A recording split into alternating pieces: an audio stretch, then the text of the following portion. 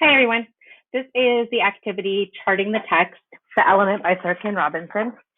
Some of you, if you've been with us all year, might remember we did something similar to this back with the danger of a single story. What we're really doing is we're trying to look at each section of the text and figure out what is the author saying. So what is he claiming? And how do we know? Where's the evidence? For simplicity, I just broke it down into 4 sections. Jillian's story, Matt's story, Paul's story, and then the final part, which is 3 stories, 1 message.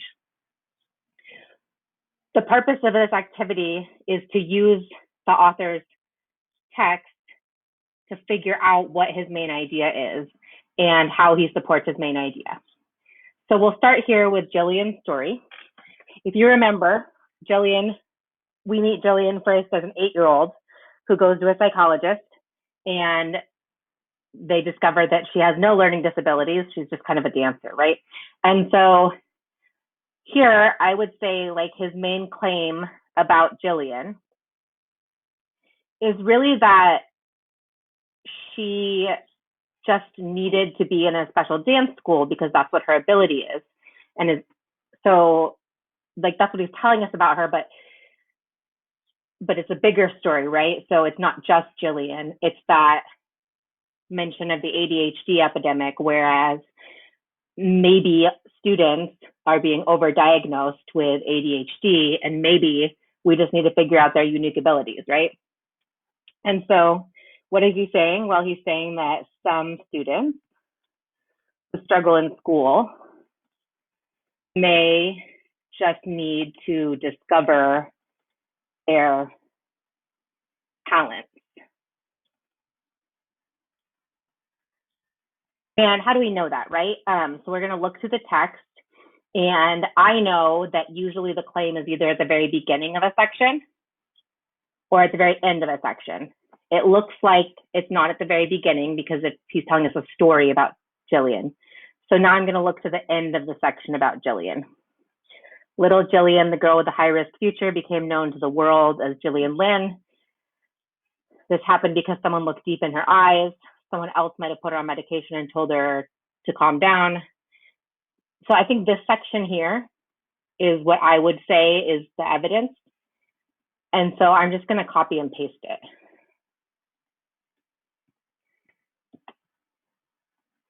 So someone else might have put her on medication and told her to calm down, that Jillian wasn't a problem child. She didn't need to go to a special school. She just needed to be who she really was. And I think that will work for now. So let's go on to Matt's story. Matt's story also starts with an anecdote, right? Unlike Jillian, Matt did fine in school. He got a decent grade. He passed all his tests. So the claim's not in this first part, right? Because this is another story. So I know that if the claim's not in the first part, then I want to check the last part. So I'm going to go to the end of Matt's story. And down here, yet none of this would have happened if Matt Groening had listened to those who told him he needed to pursue a, quote, real career. Okay, so here, yeah, he's telling us about Matt, but he's also saying that that like people were telling him to pursue a real career, but he ended up having a real career by following like his passion and what he was really interested in. So here he's kind of saying like, even when a student doesn't struggle in school,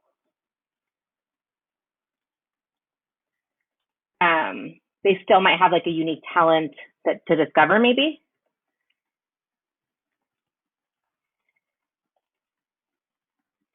And we should allow for that, right? We should let that happen. And that's I'm just going to copy and paste this quote here, right? None of this would have listened if Matt had listened to those who told him he needed to pursue a, quote, real career.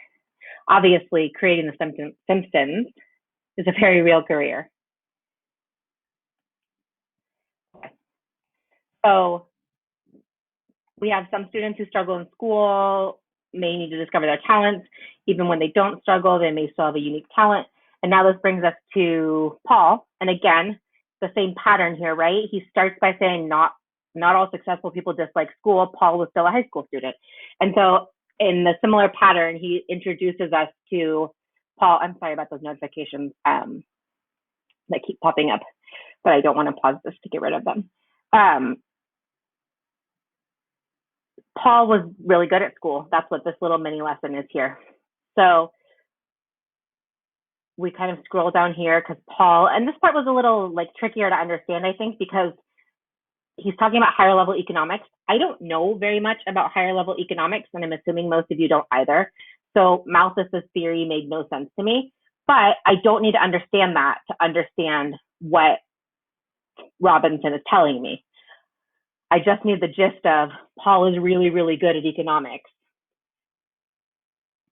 And here he says, like, as a precocious youngster, I'd always been really good at this. If economics was made for me, it can be said that I too was made for economics. Never underestimate the vital importance of finding early in life the work that for you is play. This turns possible underachievers into happy warriors. Wow, I think that's like the perfect quote here, right? So I'm going to copy that and paste it here. And again, it's kind of talking about finding, it's important to find out early on, right? It's important to find out early on in life what you enjoy. That can also be a career, right? Or a focus.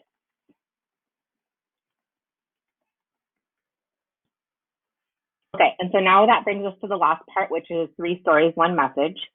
And again, he follows the same pattern here. He starts by saying, like, these are who these people is. And then he gives the message. What unites them is one undeniably powerful message that each of them found high levels of achievement and personal satisfaction upon discovering the thing that they naturally do well and that also ignites their passion. Okay, so he's saying, like, it's the sweet spot, right, of the place where the things you love to do and the things that you are good at come together. So he has 2 claims in this section. His first claim is that discovering what you do well that you also really like to do is how you find your element. And I think that this quote right here matches that perfectly. So I'm going to highlight that. I'm going to paste it here.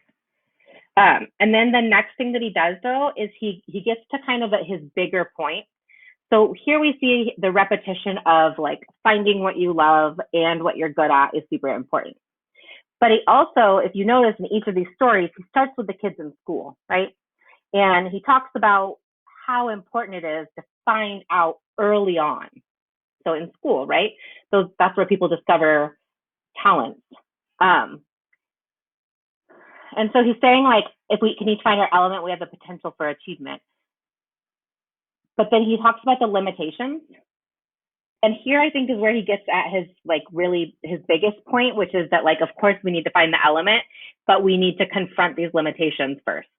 And so again, this is where it gets a bit tricky because he gets very, like, philosophical and puts a lot of detail in, but we don't need to know exactly what every word means to understand what he's trying to say. So, like, the first limitation is that many people have not found their element because they don't understand their own powers, right? Like, we don't know ourselves very well. And then the second limitation is that we don't understand ourselves very well. So we don't know ourselves, and we also don't really understand ourselves. And then the third limitation is that we don't understand how much potential we have. And at the very end, he says this limited view of our own capacities can be compounded by peer group culture, expectations of ourselves. A major factor for everyone, though, is education. And so I think that this is really, like, his biggest point. So he's saying the biggest limitation to finding your element lies within the educational system. Teachers overlooking ability. And this really connects to his TED Talk, where he talks about the Beatles, who I hope you all know, but if you didn't know them, I hope you Googled them. That example of there's one teacher in Liverpool who had half the Beatles in her music class and thought they had no talent. Like, what? How could you think the Beatles had no talent? Clearly they had talent and passion, but it gets overlooked because we're not looking for it. It's like the Glee Club that wouldn't let Elvis Presley in. And so the biggest limitation to finding your element lies within the educational system. And he's kind of pushing it like it's really on teachers, right? Like we should be looking for what brings you joy that you're also really good at. And so yes, peer groups and culture and ourselves play a role in it, but it's really the biggest limitation, he says, is education. And so I'm going to put that quote here. And the reason I really like this text selection is because often they tell you to look at the beginning and ending of a text to figure out what the author's saying. And sometimes the author doesn't make their biggest point in their last paragraph. But in this case, he really does. He really makes his biggest point in that last paragraph, which makes it very easy to find and believe. And then we look at these quotes that we have here, like we really understand, like some students who struggle need to discover their talents. Even if they don't struggle, they might have a talent, and we have to find those talents early, right? And so this piece here is really just explaining to us through 3 examples why it's important to find what students, young students, love and what they're good at, and help support them through that. And so that would be how we kind of chart this text. The next activity is going to involve using this chart to create a backwards outline. And again, if you've been with us all year, we've done a couple backwards outlines already. And if you haven't, that's fine. There will be another video walking you through that as well. Thanks for following along, guys.